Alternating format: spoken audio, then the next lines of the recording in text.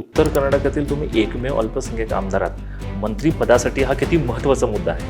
मी फक्त अल्पसंख्याकासाठी काम करत नाही. सगळ्याच जाती, सगळ्या भाषेच्या लोकांबरोबर संबंध आहे. सगळ्याकडे मी काम करत आहे. मंत्रिपद जर मिळालं तर पहिलं प्राधान्य कोणत्या क्षेत्राला तुम्ही देणार? बेळगाव सिटीला, बेळगाव शहराला. कारण बेळगाव शहरमध्ये अजूनपर्यंत कुणाला कुठली पण पार्टी होऊन द्या, एक रहिवासी बेळगाव शहरचे म्हणून कुणाला दिलेलं नाही. फार लोकांची इच्छा आहे की मी मंत्री व्हावं म्हणून. आणि देतील तर काम करतील, पण त्यांना सांगितलेलं आहे. तर दिलं तर चांगलं होईल. असा काही प्रस्ताव करण्यात आला आहे का किंवा दिल्ली हायकमांडची तुमची काही चर्चा झाली काय गेल्या 4-5 दिवसात? राज्य मंत्रिमंडळासाठी चर्चा रंगत असताना कर्नाटकात बेळगाव जिल्ह्यात ही चर्चा आता रंगू लागलेली आहे आणि उत्तरचे आमदार, काँग्रेसचे उत्तरचे आमदार आसिफ सेठ यांनी मंत्री पदासाठी इच्छा व्यक्त केली आहे. त्याचविषयी मी त्यांच्याशी बोलणार आहे. सर, तरुण भारत न्यूजमध्ये आपलं स्वागत आहे. पहिला प्रश्न, मंत्री पदासाठी तुम्ही इच्छा व्यक्त केलाय, काय आहे?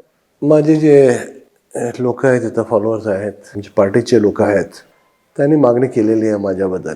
तर 30 वर्षांनी उत्तर कर्नाटकाला अजूनपर्यंत मायनॉरिटीला कुठलं दिलेलं नाही आहे मंत्रिपद. तर सगळे माझे जे पार्टीचे लोक आहेत ते सांगितलेले आहेत की यांना द्यावं म्हणून. तर आम्ही पण सांगितलं दिले तर आम्ही काय काम करतो त्याच्याबद्दल म्हणून. ह्याच्यावरती मुख्यमंत्री इथे जे आले होते, माननीय मुख्यमंत्री, तर आम्ही 6-7 आमदार जाऊन त्यांना भेटलो. त्यांना सांगितलेलं आहे की बेळगाव जिल्हा एक मोठा जिल्हा आहे आणि इथं कमीत कमी 3 ते 4 मंत्रिपद द्यायला पाहिजे. नक्कीच. सर, उत्तर कर्नाटकातील तुम्ही एकमेव अल्पसंख्याक आमदार आहात. मंत्रिपदासाठी हा किती महत्त्वाचा मुद्दा आहे? मी फक्त अल्पसंख्याकासाठी काम करत नाही. माझ्याकडे सगळ्याच जाती, सगळ्या भाषेच्या लोकांबरोबर संबंध आहे. सगळ्याकडे मी काम करत आहे. हे मला एक अवकाश दिला तर चांगलं काम करू या सिटीसाठी. नक्कीच सर. जिल्ह्यात 3 मंत्रिपद मिळणार अशी चर्चा रंगलेली आहे. हायकमांडकडे तुम्ही याबद्दल काय बोलणार आहे?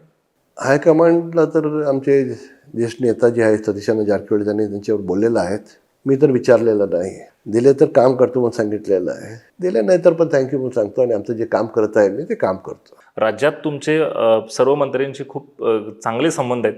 आत्तापर्यंत सेठ फॅमिली खूप चांगले संबंध केलेले आहेत. त्यासाठी तुम्ही मुख्यमंत्र्यांकडे तुमच्या मंत्रिपदासाठी काय बोलणार आहात? कारण चर्चा खूप रंगलेली आहे की राजू सेठ यांना मंत्रिपद मिळणार आहे बेळगाव. फार लोकांची इच्छा आहे की मी मंत्री व्हावं म्हणून.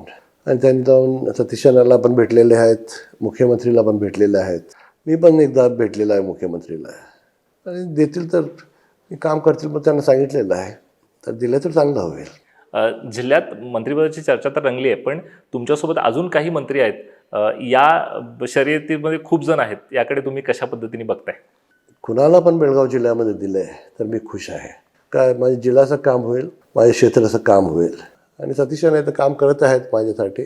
तर सगळे मिळून मी चांगलं काम करूया. कुणाला पण देऊन दे, पार्टीचे कुणाला पण देऊन दे. उत्तर कर्नाटका स्पेशली बेळगाव जिल्ह्याला दिलं तर फार चांगलं होईल, उत्तम होईल. सर, नक्कीच. मंत्रिपद जर मिळालं तर पहिलं प्राधान्य कोणत्या क्षेत्राला तुम्ही देणार? बेळगाव सिटीला, बेळगाव शहराला. कारण बेळगाव शहरमध्ये अजूनपर्यंत कुणाला कुठली पण पार्टी होऊन द्या, एक रहिवासी बेळगाव शहरचे म्हणून कुणाला दिलेलं नाही. तर बेळगाव शहरामध्ये पण फार काम आहेत. मग तर मंत्रिपद दिल्यानंतर कुठलं पोर्टफोलिओ असतं आहे ते पोर्टफोलिओचं काम पूर्ण राज्यामध्ये करायला लागतं. ते पूर्ण राज्यामध्ये करतील. आणि स्पेशली बेळगाव जिल्ह्यामध्ये मी अगोदरपासून माझं हे आहे की हेल्थ आणि एज्युकेशनमध्ये त्याला मी प्रोत्साहन देणार आहे. असा काही प्रस्ताव करण्यात आलाय का किंवा दिल्ली हायकमांडची तुमची काही चर्चा झाली काय गेल्या 4-5 दिवसात? नाही, माझी कुणाच्यावर काय पण चर्चा झाली नाही आहे. मी कुणाला जाऊन भेटला नाही, कुणाला जाऊन मागितलेलं नाही. जे त्यांनी करतात समजून करतात आणि जे असतील बघून त्यांनी सगळं कास्ट कॉम्बिनेशन, एरिया कॉम्बिनेशन सगळं बघून त्यांनी करतात.